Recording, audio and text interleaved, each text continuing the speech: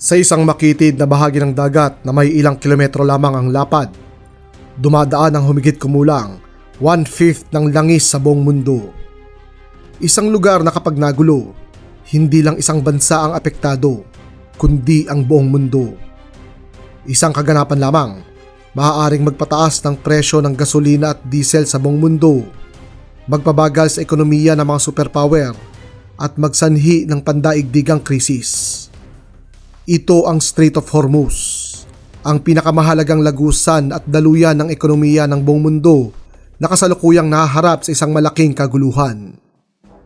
Ang Strait of Hormuz ay isang makitid na lagusan sa pagitan ng Iran sa hilaga at Oman at United Arab Emirates naman sa timog.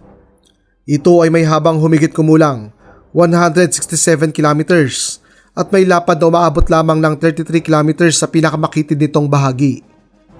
Bagamat maikli at makitid, ito ang isa sa pinakamahalagang ruta ng enerhiya sa buong mundo.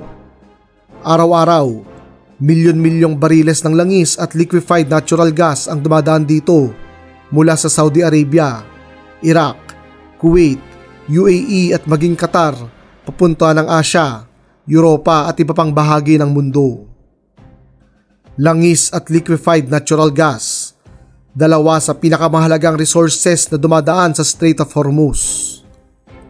Tandaan natin na sa langis nagmumula ang gasolina at diesel na ginagamit ng buong daigdig, mula sa mga sasakyan, eroplano at barko hanggang sa transportasyon ng pagkain at produkto.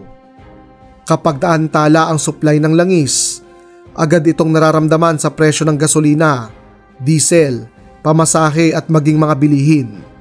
Sa madaling salita, ang langis ang nagpapatakbo sa galaw ng modernong mundo. Ang LNG o liquefied natural gas naman ay ang pangunahing ginagamit para sa pagpapatakbo ng mga power plant na lumilikha ng kuryente. Ito ang nagbibigay ng ilaw sa ating mga tahanan, nagpapaandar ng mga pabrika, at sumusuporta sa buong ekonomiya ng mga bansa. Kapag nagkaroon ng kakulangan ng LNG, maaaring magdulot ito ng brownout, paghinto ng produksyon at pagbagal o paghinto ng ekonomiya. Sa katunayan, 1/5 ng buong supply ng langis ang dumaraan dito, tinatayang 20 million barrels kada araw.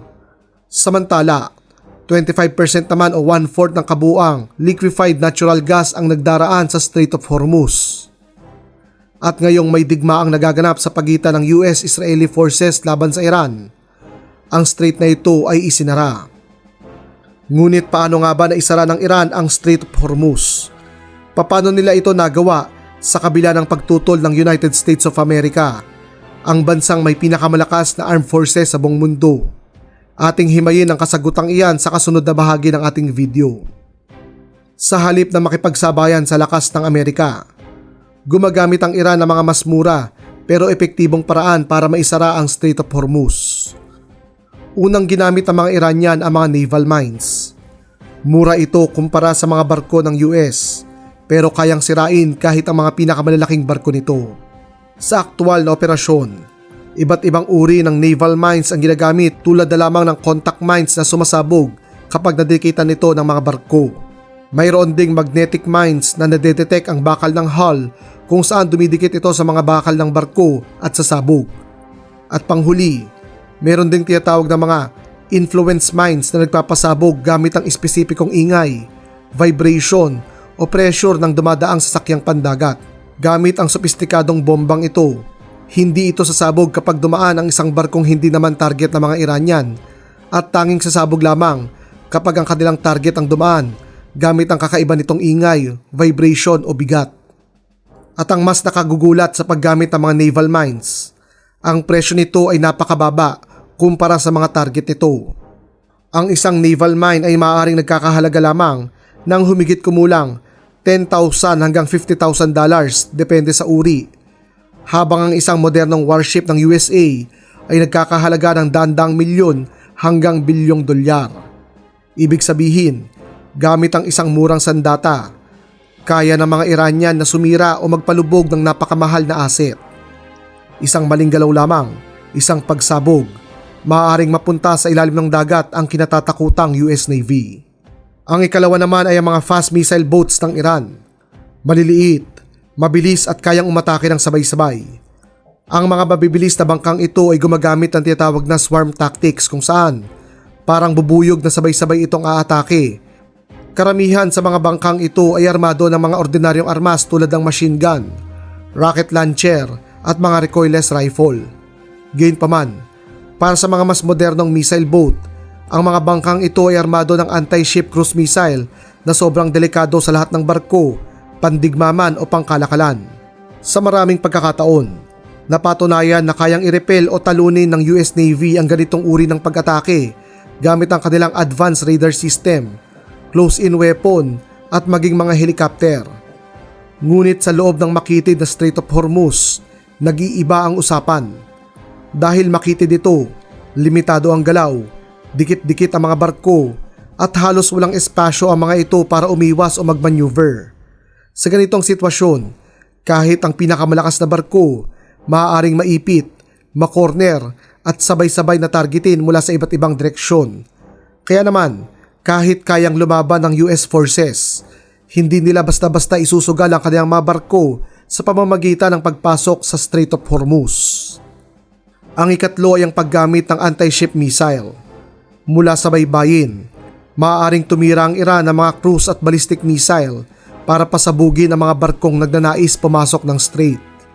Sa kasamaang palad, marami sa kanilang mga missile system ay merong range na aabot ng 300 kilometers. Ibig sabihin, maaari silang tumira ng malayo sa baybayin habang nakatago sa mga bundok o bunker sa loob ng Iran. At sa makitid na daanan ng Hormuz, hindi na kinakailangan ng maraming missile. Kahit iilan lamang, sapat na para gawing isang malaking kill zone ang ruta kung saan bawat barkong nagdaraan ay nasa loob ng effective range ng mga Iranian missile. At panghuli, drones.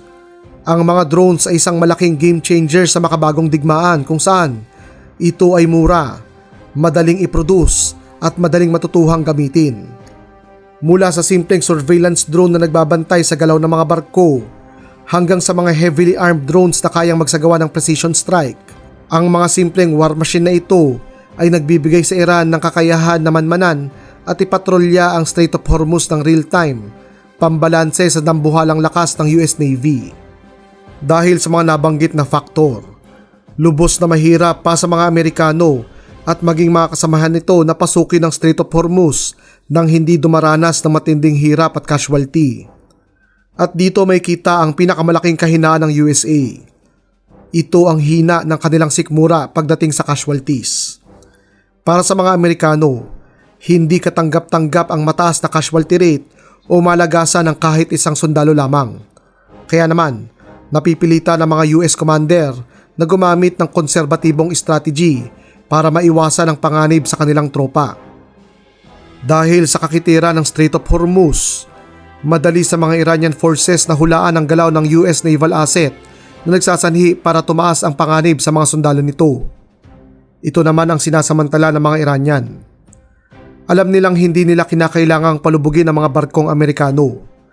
Kailangan lamang nilang takutin ang mga ito ng mataas na casualty rate para pigilan ang mga ito na pumasok ng strait. Bukod sa makitid na heograpiya, lalo pang naging mahirap ang sitwasyon dahil sa mga naval mines na inilatag ng mga Iranian sa katubigang ito. Ayon sa mga eksperto, ang pagtanggal ng mga naval mines ay napakadelikado, napakagastos at napakatagal gawin. Sa panahon nga ng kapayapaan, ang gawaing ito ay napakasensitibo na. Pero paano ito isasagawa ng mga Amerikano habang aktibo pa ring tumitira laban sa kanila ang mga Iranian? Ang sagot, halos imposible. Bagamat halos nakamit na ng Amerika ang total aerial domination sa kalangitan ng Iran, patuloy pa rin ang mga ito sa paglaban gamit ang asymmetric warfare. Sa asymmetric warfare, hindi harapang nilalabanan ng mga Iranian ng mga Amerikano. Bagkus, kada tira nila ng missile, drone at rocket, mabilis na tumatakas sa mga Iranian. Ayon sa mga report ng American Intelligence, marami na silang mga missile launcher na nawasak, pero hindi pa ito sapat para ganap na mawala ang kontrol ng mga Iranian sa Strait of Hormuz. Isa pang malaking balakid sa kagustuhan ng Amerika na buksan ang Strait of Hormuz ay ang politika. Kapag pinilit ng USA na buksan ang strait gamit ang full military force nito, maaari itong magsilbing mitya sa mas malawak na digmaan. Sa sandaling dumaong ang buong puwersang Amerikano sa Iran para sakupin o okupahin ito, maaaring madamay hindi lamang ang mga bansa sa Gulf, kundi ano kaya ang magiging reaksyon ng Russia, China at iba pang bansa.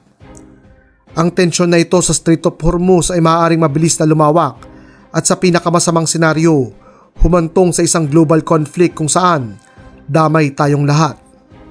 Sa panahon ng pagkakasulat ng script ng episode na ito, 23 days nang nakalilipas mula nang isara ang Strait of Hormuz kung saan ang epekto nito ay ramdam na sa buong mundo. Unang tumama ang epekto ng kaguluhang ito sa presyo ng langis kung saan mabilis na sumirit ang presyo nito pataas at nabawasan ng napakalaki ang supply ng pandaigdigang merkado. Nagresulta ito ng domino effect sa inflation.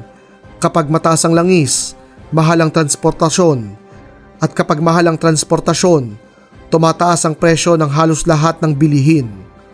Unti-unti ring bumabagal ang supply chain habang nag-a-adjust ang mga bansa at kumpanya sa kakulangan ng enerhiya at pagtaas ng gastos.